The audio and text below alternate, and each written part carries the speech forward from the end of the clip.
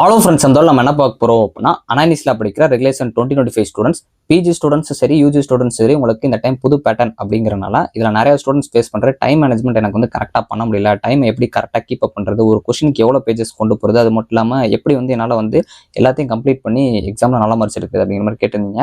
Time management mostly நீங்கள் எதுவும் ideas வச்சுருந்தீங்கன்னா அதே ஃபாலோ பண்ணுங்கள். நான் ஒரு சில காமன் ஐடியாஸ் வந்து சொல்கிறேன். உங்களுக்கு இது பிடிச்சிருந்துச்சுன்னா கண்டிப்பாக யூஸ் பண்ணிக்கோங்க. ஸோ அதுக்கு முன்னாடி யூஜி ஸ்டூடெண்ட்ஸ் ஃபஸ்ட் டைம் எழுத போகிறனால அந்த புக்லெட்லாம் எப்படி இது சேஞ்ச் பண்ணிருக்காங்களா, இது இன்ஸ்ட்ரக்ஷன்ஸ் கொடுத்துருக்காங்களா அப்படிங்கிறதையும் நான் சேர்த்து சொல்லிடுறேன். யூஜி ஸ்டூடெண்ட்ஸ் கண்டிப்பாக பார்க்குறீங்கன்னா உங்கள் ஃப்ரெண்ட்ஸ்க்கு ஷேர் பண்ணுங்கள். ஸோ ஃபஸ்ட்டு பேஜ் அந்த அனெக்சர் பொறுத்த வரைக்கும் உங்களுக்கு நார்மலாக வந்து அந்த காலேஜ் கோடு, காலேஜ் நேம், செமஸ்டர் எப்பயும் போல தான் கேட்டிருக்காங்க.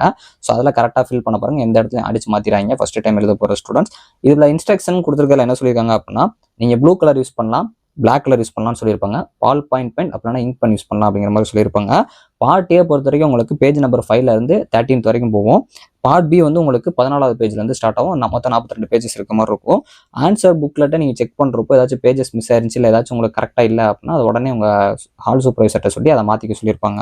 ஸோ அதுக்கப்புறம் உங்களோட அந்த ஆன்சர் புக்லெட்டில் உங்களோட நேம் எங்கேயுமே எழுதக்கூடாதுன்னு சொல்லியிருப்பாங்க. ஸோ அது போக வந்து வேறு ஏதாச்சும் பிளாங்க்ஸ் பேஜில் இல்லாட்டி வந்து ஏதாச்சும் ஒரு இடத்துல என்ன பாஸ் பண்ணி விடுங்க, இல்லை ஏதாச்சும் வந்து ரெக்வஸ்ட் பண்ணுற மாதிரியோ, இல்லை வேறு ஏதாச்சும் கண்டென்ட் ரெலவெண்ட் இல்லாமல் ஏதாவது எழுதி வச்சிருக்கீங்க அப்படின்னா அப்படி எழுதக்கூடாதுன்னு போட்டிருப்பாங்க.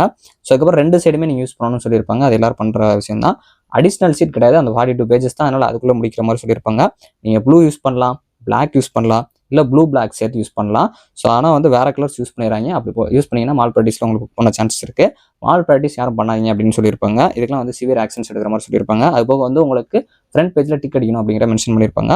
டோட்டல் பேஜஸை நீங்கள் வந்து கரெக்டாக முன்னாடி இருக்கிற பாக்ஸில் மொத்தமாக எழுதணும் அப்படிங்கிற மாதிரி சொல்லியிருப்பாங்க. அது மொத்தமாக முடிச்சதுக்கப்புறம் ஸோ இப்போ உங்களுக்கு எப்படி ஒரு ஃபார்மேட் இருக்குது அப்படிங்கிறத பார்ப்போம். பார்ட் ஏ பொறுத்த வரைக்கும் ஃப்ரண்ட் பேஜ்லேயே, அதாவது 5th பேஜ்லேயே பார்த்தீங்க அப்படின்னா ஸ்டார்ட் ஆகும். அதில் Q1 Q2ன்னு சொல்லிட்டு ஒவ்வொரு இதுக்கு ஒரு லைன் விட்டு வந்து உங்களுக்கு டோட்டலாக ஃப்ரண்ட் பேஜில் அந்த 1 வேர்ட்ஸ் எழுத கொடுத்துருப்பாங்க. இது நார்மலாக நீங்கள் பப்ளிக்கில் எழுதுவீங்களா, அதாவது 10th 12th எழுதிருப்பீங்களா, ஆப்ஷன் போட்டு அப்படி எழுதுற அந்த மாதிரி எழுதிட்டீங்கன்னா முடிஞ்சு. ஸோ அதுக்கப்புறம் உங்களுக்கு 3 மார்க்ஸ், அது பேஜ் நம்பர் 6லேருந்து ஸ்டார்ட் ஆகும். ஸோ கிட்டத்தட்ட ஒரு கொஸ்டின், அதாவது Q11 Q12 அப்படின்னு சொல்லிட்டு உங்களுக்கு மொத்தமாக அவங்களே 20 வரை கொடுத்துருக்காங்க. ஸோ இப்போ இது வந்து 6th பேஜ்லேருந்து 13th பேஜ் வரைக்கும் இருக்குது. ஸோ இந்த 6th பேஜில் ஸ்டார்ட் ஆகிற Q11 அப்படின்னா அந்த ஒரு கொஸ்டின் மட்டும் 18 லைன்ஸ் வந்து ஸ்பேஸ் விட்டுருக்காங்க. ஸோ ஒவ்வொரு கொஸ்டினுக்கு 18 லைன்ஸ் வந்து கொடுத்துருக்காங்க.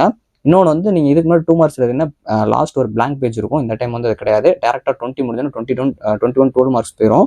ஸோ இப்போ 18 லைன்ஸ் இருக்குது. நான் எவ்வளோ லைன்ஸ் எழுதுன்னு கேட்டிங்கன்னா, ஸோ என்னோட ஒப்பீனியன் என்ன அப்படின்னா, நீங்கள் வந்து ஒரு 14லேருந்து 50 லைன்ஸ் கூட எழுதலாம். இதில் நிறைய ஸ்டூடெண்ட்ஸ் ஃபேஸ் பண்ணுறது என்ன அப்படின்னா, 3 மார்க்ஸுக்கு டைம் கொடுத்து தான் பார்த்தீங்க அப்படின்னா ரொம்ப நேரம் அதுக்கு எடுத்துட்டு தான் 12 மார்க்ஸில் டைம் பத்தாமல் போயிடும்.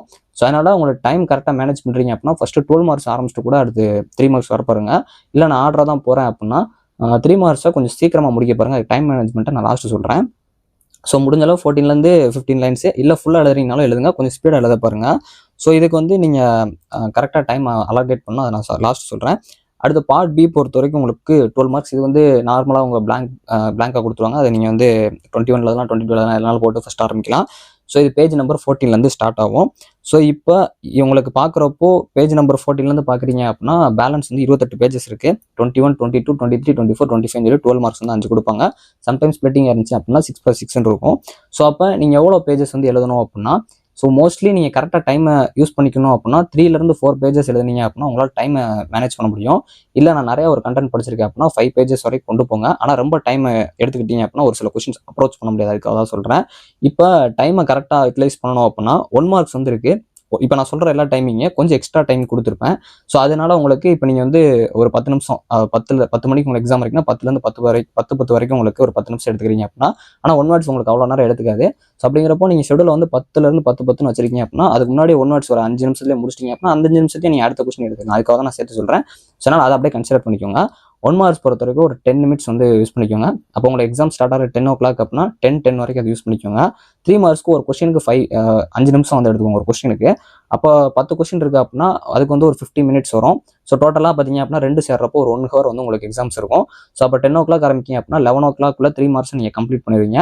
இதில் உங்களுக்கு ஒரு சில கொஸ்டின்ஸ் தெரில அப்படின்னா விட்டுட்டு இருக்கீங்க அப்படின்னா அதை அந்த டைமில் சேர்க்காம அடுத்தடுத்து போயிட்டு மொத்தமாக அதுக்கப்புறம் டைம் வச்சுக்கோங்க. ஸோ இப்போ 12 மார்க்ஸுக்கு ஒரு கொஸ்டின் 20 மினிட்ஸ் அப்படிங்கிற மாதிரி வச்சுக்கோங்க. டோட்டலாக உங்களை பார்க்குறப்போ 100 மினிட்ஸ் அப்படிங்கிற மாதிரி வரும். ஸோ அதாவது 1 hour 40 மினிட்ஸ் அப்படிங்கிற மாதிரி வரும். ஸோ அதனால் 12:40 வரைக்கும் நீங்கள் எக்ஸாம் எழுதுவீங்க. பேலன்ஸ் இருக்க 20 மினிட்ஸில் ஒரு 15 மினிட்ஸ் பார்த்தீங்க அப்படின்னா ரீசெக்அப் இந்த மாதிரி பண்ணுறீங்க. இல்லை உங்களுக்கு ஒரு சில கொஸ்டின் டைம் ரொம்ப எடுத்துச்சு அப்படின்னா அதை வந்து இதை யூஸ் பண்ணிவிட்டு 5 மினிட்ஸ் முன்னாடி முடிக்கிற மாதிரி பார்த்து வச்சுக்கோங்க. ஸோ கண்டிப்பாக இது யூஸ்ஃபுல்லாக இருக்கும்னு நினைக்கிறேன். இப்போ சப்போஸ் வந்து நீங்கள் எடுத்துருக்க டைமோட முன்னாடியே முடிச்சிட்டிங்க அப்படின்னா அடுத்த கொஸ்டினை வந்து அதுக்கு சேர்த்த மாதிரி வந்து டைம் எடுத்துக்கோங்க. இல்லை ரொம்ப தள்ளி போகுது அப்படின்னா அடுத்த கொஸ்டினை கொஞ்சம் டைமை சுருக்கிடுங்க. இப்போ ஒரு 4 பேஜஸ் எழுத வேண்டிய இடத்த வந்து அது 3 பேஜஸாக மாற்றிருங்க. அப்படின்னா தான் உங்களுக்கு டைம் பற்றும். பேஜஸ் எவ்வளோ கொண்டு போகிறீங்களோ அதே மாதிரி நீங்கள் எல்லா கொஸ்டின் அப்ரோச் பண்ணணும். அதுக்காக தான் இந்த ஒரு டைமிங். இப்போ நான் சொல்கிற எல்லாமே நான் ஒரு சில அப்ரோச் பண்ணி, அதாவது நிறைய பேர்கிட்ட கேட்டப்போ அவங்க இந்த மாதிரி எழுதினப்போ கொஞ்சம் ஈஸியாக இருந்துச்சு அப்படிங்கிற மாதிரி சொன்னாங்க. உங்களுக்கு செட் ஆச்சுன்னா கண்டிப்பாக யூஸ் பண்ணிக்கோங்க.